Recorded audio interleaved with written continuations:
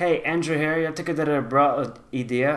Jag pratar lite mer hur fungerar min andra vecka in en svensk arbetsplats. Jag är den bara person där är inte svensk. Och så jag kan prata svengelska, engelska och svenska. Och personal brukar prata svenska med mig. I'll take this part in English from here so I can kind of express myself a little bit more, but I kind of want to just go in how it's going the second week because the first week was kind of an interesting video just on kind of learning a second language in general, and I don't know if I'm doing things the right way or not doing things the right way, but I'll just kind of show you my experience. The second week has been good, although I feel like I've spoken more English than I did the first week. But I was just thinking when I just got back from my run, I was just thinking maybe in a sense I'm thinking a little bit less about what I have to say in Swedish. And so maybe actually I'm speaking more Swedish this week, but then not realizing it. I'm not really sure, but I just mean sometimes I find myself speaking English with people to get an idea across more.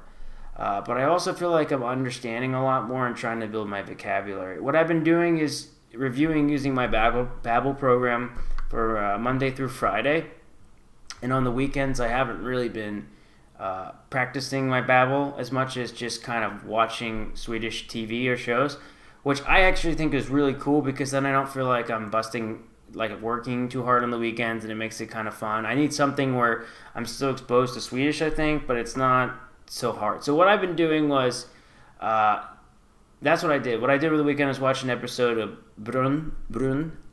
Bridge. And then my girlfriend and I went to go see the movie with Ted, or the movie called Ted, about the Swedish singer Ted. And I didn't know so much about Ted until I heard about him last year. And I heard his music last year. And I didn't understand it so much, the text. And I know the brother wrote the text. But this time when I was able to listen to music, I was able to follow along the movie pretty well.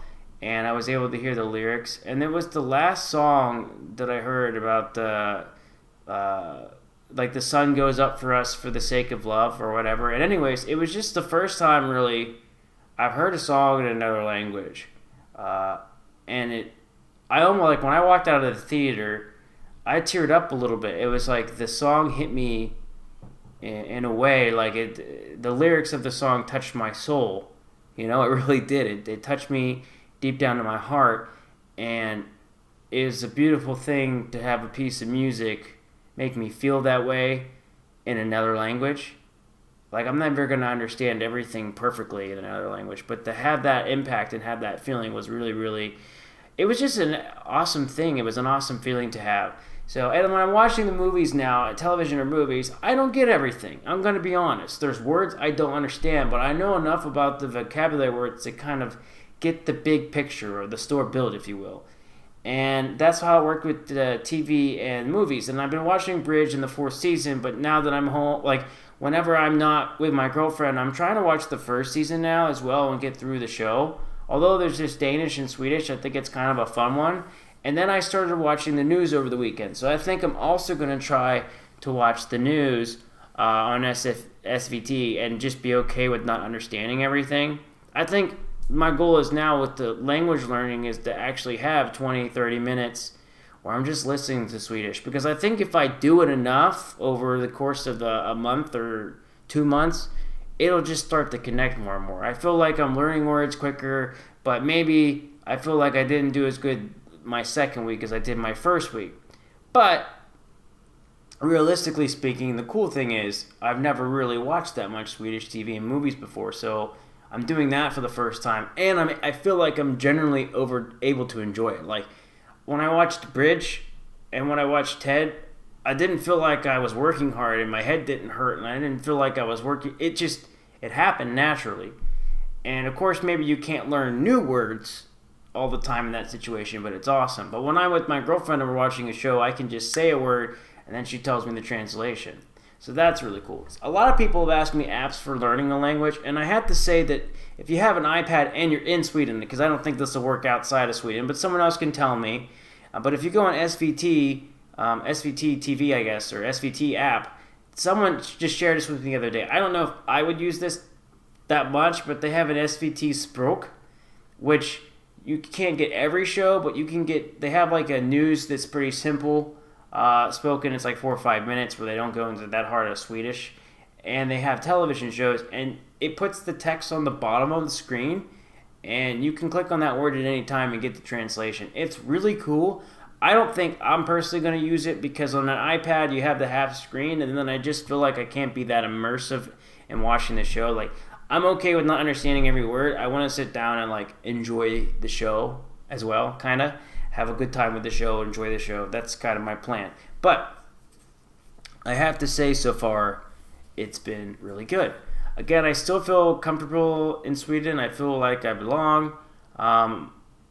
And although the speaking is still going to come some time, I start my course in Swedish in February. And that'll be, I selected B1 language level. I don't know where my language level really is. I've never taken an official Swedish course with classes. But I feel like it doesn't hurt to start at B1. Some of the tests that I was like in B2 level and things like that, and should be taking C1 level courses. But I don't think there's any harm in just going and seeing at that level where I am. If it's too easy, maybe they can recommend something for me later on. And at the same time, because I'm not as used to speaking the Swedish, there's maybe a lot of places and improvements I have to make.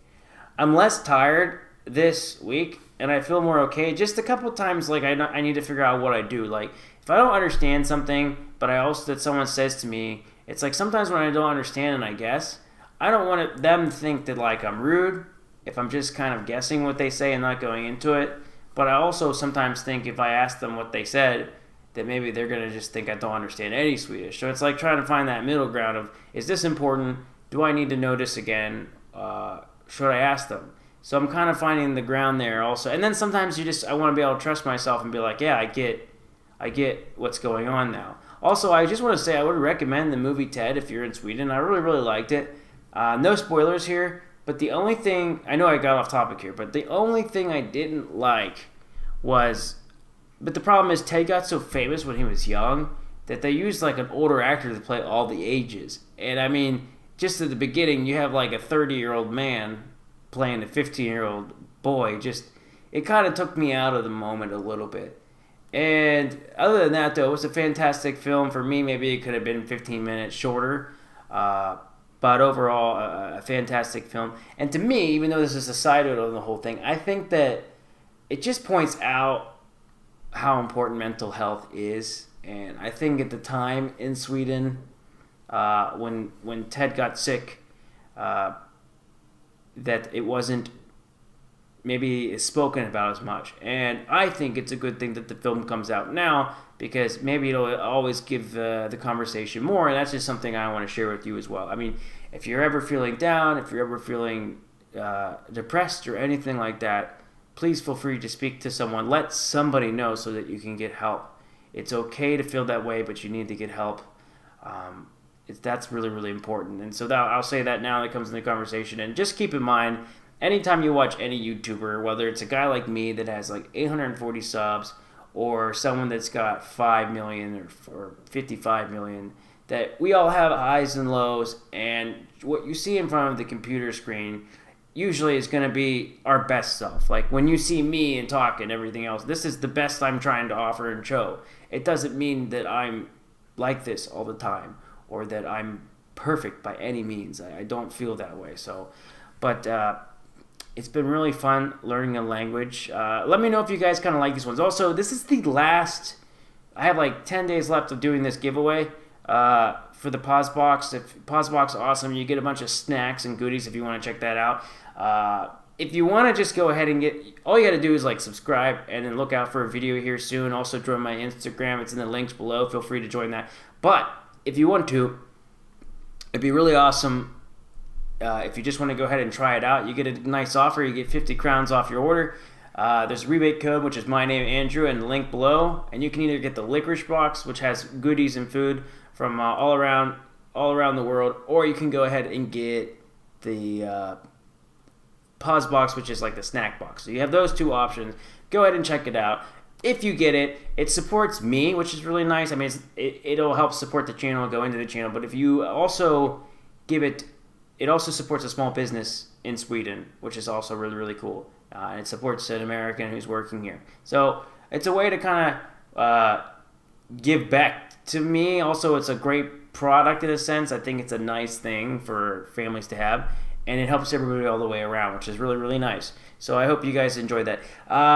I don't think I have much else I really want to say at this point, other than it's really important at this time with the changes happening to YouTube that at the very least, if you can help me out in any way, if you like me as a subscriber, maybe you like the video, maybe you share the video online. If you just watch my channel, that's really great. I really, really appreciate it. But I think not just me, but other YouTubers as well, especially YouTubers that are kind of on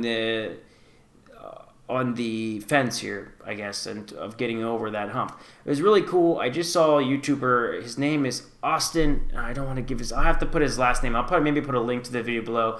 But he's a YouTuber that has like a lot of subscribers, like 250,000, and he found 5 YouTube channels that were under that level, and actually asked people to subscribe and like gave them a shout out to help them push that next level.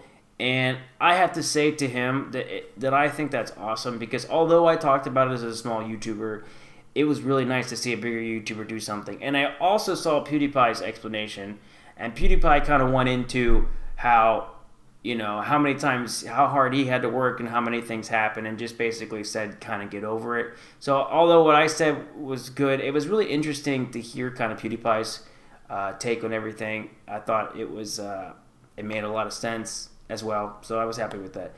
Wow, I've been talking a lot. Anyways, guys, so thank you so much. I'll see you guys in the next video. Take care.